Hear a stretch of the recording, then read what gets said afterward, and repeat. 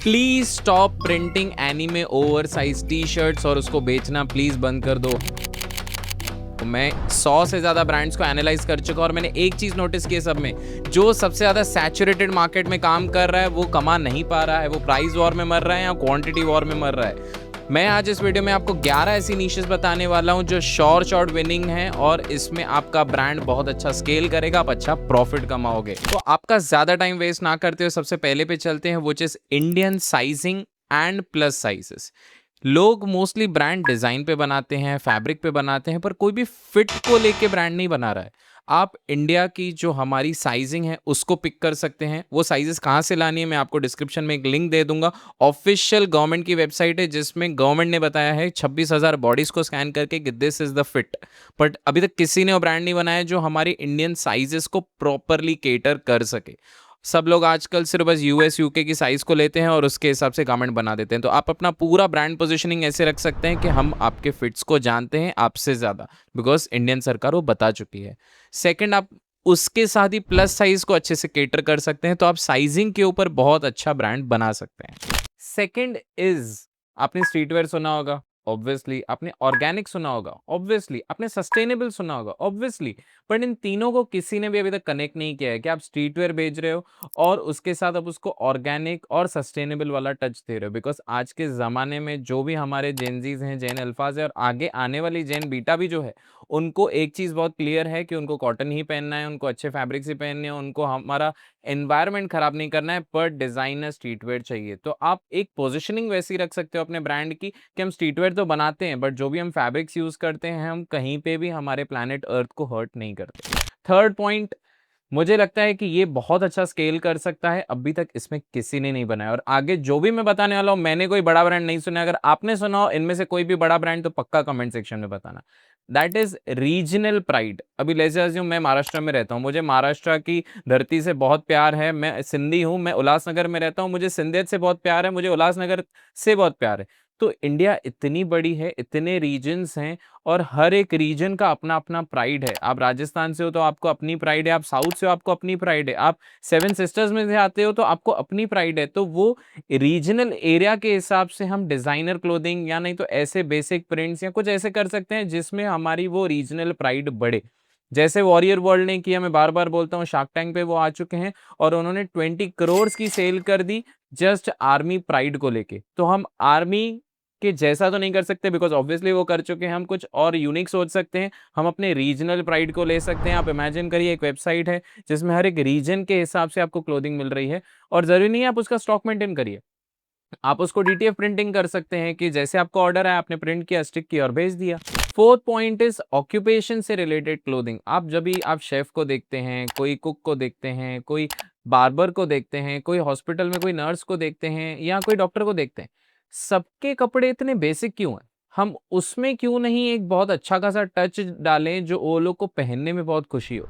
अब let's assume कोई chef है तो शेफ से रिलेटेड उनकी जो क्लोथिंग होती है, जो उनकी कैप होती है, जो उनका गारमेंट होता है, हम उसमें एक अच्छा डिजाइनिंग एलिमेंट डालें जो उनको पहनने में अच्छा लगे। वो इतने बोरिंग क्यों है? तो हम उसके बारे में भी कुछ अच्छा सोच सकते हैं। Fifth point is Korean.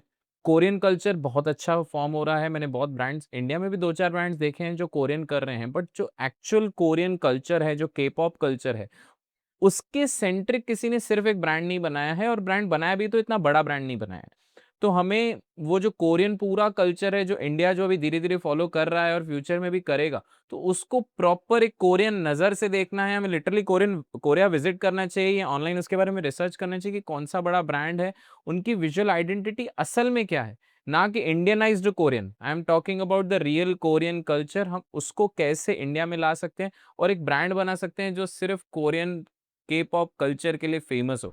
मतलब आप सोचिए कि कोरियन कल्चर या कोरियन क्लोथिंग माइंड में आए तो ऑटोमेटिकली वो ब्रांड का नाम सामने आ जाना चाहिए। Next is art. Indian art इतना अच्छा है, US UK European side, west देखेंगे, ऑस्ट्रेलिया साइड देखेंगे, वहां पे वो लोग इंडियन आर्ट के लिए क्रेव करते हैं बिकॉज यहाँ के आर्टिजन्स इतने अच्छे हैं। बट अभी तक किसी ने इतना बड़ा ब्रांड नहीं बनाया है कि जो वो इंडियन आर्ट को ऐसे एनआरआईज, ऐसे बाहर वाली कंट्रीज में अच्छे से बेच सके। एक फ़र्क करके स्ट्रीटवेयर ब्रांड है, वो बहुत अच्छा है और वो इंडियन आर्ट को यूज़ करता है। फारदा करके है, वो इंडियन आर्ट को यूज़ करता है। बहुत अच्छे ब्रांड्स हैं, बट वो स्ट्रीटवेयर तक ही लिमिटेड है। मैं बोल रहा हूँ प्रॉपर इंडियन आर्ट जो एक इंसान ने किया हो, आप उसके इंस्टाग्राम पे जाओ, आप लिटरली पूरी जर्नी देखो कि एक आर्टिस्ट उस चीज़ को कैसे बना रहा है, कपड़ा कैसे रेडी हो रहा है। Organic thing with Indian art और उसकी टारगेट ऑडियंस कोशिश करके हमारे इधर के प्रीमियम ऑडियंस होनी चाहिए और एल्स सब इंटरनेशनल ऑडियंस होनी चाहिए। एनआरआईज चाहते हैं कि मेड इन इंडिया आर्टिजनल चीज वो पहने, बट उन्हें आज के टाइम पे सही चीज मिल नहीं रही। तो ये नहीं समझ आता है आज के टाइम पे भी किसी ने अभी तक खादी को कुछ इतना कूल क्यों नहीं बनाया है। खादी हम जब भी माइंड में सोचते हैं तो हमारे माइंड में एक पुराने टाइप का फैब्रिक आता है, महात्मा गांधी जी बना रहे हैं, मतलब हम कभी उसको एक कूल कल्चर में देख ही नहीं पाए। आज के टाइम पे भी कोई ऐसा ब्रांड नहीं है, ब्रांड्स हैं जो खादी बेच रहे हैं, अच्छा खासा बेच रहे हैं, क्वांटिटी में बेच रहे हैं, करोड़ों की टर्नओवर कर रहे हैं, बट अभी तक उन्होंने उसको कूल नहीं बनाया है कि हर एक इंसान कोई जेंजी भी पहन सके और उसको फ्लॉन्ट कर सके कि यार मैंने खादी पहना है। तो वो ब्रांड पोजिशनिंग आज के टाइम पे इंडिया में बहुत ही बड़ा गैप है। और आगे जो आने वाले ना लिटरली वो गोल्ड माइंस हैं। वीडियो में एंड तक बने रहिए, लास्ट तक देख के जाइए, आपका गारंटीड फायदा होगा अगर आप 2026 प्लस में अपना क्लोथिंग ब्रांड स्टार्ट करने वाले हैं। मुझे एक बहुत बेसिक गैप लगती है पूरे मार्केट में, that is nomad. Nomad as in जो इंसान 24/7 जिसको कंफर्ट चाहिए वो यहाँ से वहाँ मूव कर रहा है, वो कभी आज अभी घर पे बैठा है, एक वीडियो रिकॉर्ड कर रहा है, ऑफिस जा रहा है, each and everything, but that should be comfortable, that should be such a garment कि इंसान बेसिक्स में भी बहुत अच्छा दिखे और उसको कंफर्ट भी आना चाहिए। वो उसमें एक डेट पे भी जा सके, वो उसमें एक मीटिंग भी ले सके, वो उसमें घर पे जाके सो भी सके। तो there should be some garment, some brand जिसकी पोजीशनिंग ही ऐसी हो कि ये गारमेंट पहन के आप कहीं पे भी चले जाओ, आपको कंफर्ट की गारंटी है और लुक की गारंटी है। 9th पॉइंट इज हेम्प और बैम्बू से रिलेटेड जो फैब्रिक्स आते हैं उसके ऊपर एक प्रॉपर पोजीशनिंग रखना, बताना लोगों को कि क्या इन दोनों फैब्रिक्स की खासियत है, क्यों ये इतने अच्छे हैं, क्यों ये इतने सॉफ्ट हैं, और उसके हिसाब से उसको बेचना और उसकी ब्रांड पोजीशनिंग बना के भले बेसिक्स बेचना, बट उसके फैब्रिक्स ही इतने क्लासिक हो, हेम्प और बैम्बू से रिलेटेड हो कि लोग बार बार उसको बाय करें बिकॉज उसका कंफर्ट अच्छा हो और उनको वो फैब्रिक्स पहनने हो। 10th is modest fashion. हमारे इंडिया में बहुत ऐसी कम्युनिटीज हैं जिनकी लेडीज को इतने ओपन गारमेंट्स नहीं पसंद है, उनको हिजाब पहनना है, उनको अपने जो उनका जो ड्रेसिंग स्टाइल है वही अलग है। बट अभी तक आपने कौन सा एक ब्रांड बड़ा सुना है जो मॉडेस्ट क्लोथिंग को ही कैटर करता है? आज के टाइम पे हमारे माइंड में सिर्फ स्ट्रीट वेयर रहता है बिकॉज वो इंस्टाग्राम पे एस्थेटिक दिखता है, अच्छा दिखता है, आई कैन अंडरस्टैंड। पर बहुत ऐसे कम ब्रांड्स हैं, धंधा बनाया होगा लोगों ने, करोड़ों के हिजाब बेचे होंगे, करोड़ों के बुर्के बेचे होंगे, और दूसरे भी जो मॉडेस्ट क्लोथिंग की चीजें आती है वो उन्होंने करोड़ों की बेची होगी, पर ब्रांड आप एक बता दीजिए, नहीं है। और अब मैं अगर आपको स्ट्रीट वेयर बोलूं तो आपके माइंड में 10 ब्रांड्स आ जाएंगे। तो दैट्स द ओल थिंग। आज हम सोच रहे हैं कि कितने ब्रांड्स बनाए जा सकते हैं और ब्रांड के साथ ऑब्वियसली पैसा साथ में आता है। तो मॉडेस्ट क्लोथिंग में मेरे को लगता है ब्रांड में एक वाइट स्पेस है जो कोई भी केटर कर सकता है। नेक्स्ट और the last point is organic kids where. Kids में मुझे एक बात बताइए, ऐसा कौन सा माँ है, ऐसे कौन सा बाप है जो अपने बच्चे को कुछ भी खिला दे? ऐसा हो ही नहीं सकता। हर माँ-बाप अपने बच्चे को कुछ भी खिलाने से पहले देखते हैं वो क्या चीज़ है। तो अगर पहनाने से पहले क्यों नहीं देखते? तो हमें वो थॉट प्रोसेस उनके माइंड में लाना है कि आप कोई भी चीज़ बच्चे को पहना रहे हो, that should be good in quality, that should be comfortable, उनके बॉडी को रैशेस नहीं होने चाहिए। वो बेसिक्स जो हैं वो ऑर्गेनिक के साथ हम उसको क्लस्टर कर सकते हैं। उसको कॉटन और अच्छे-अच्छे बैम्बू फैब्रिक्स जो है, टेंसिल है, जो अच्छे फैब्रिक्स हैं उनके साथ हम कर सकते हैं। और उसके साथ-साथ किड्स वेयर की क्यूट जो डिज़ाइन्स हैं, जो पता है कि ये डिज़ाइन कभी फेल होनी ही नहीं है, cute can never go wrong.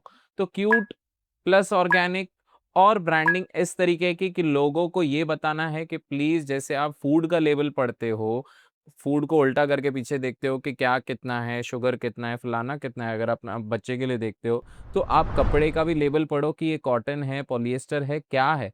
और हमारी गारंटी है कि हम आपको दी बेस्ट फैब्रिक्स देंगे अपने ब्रांड में।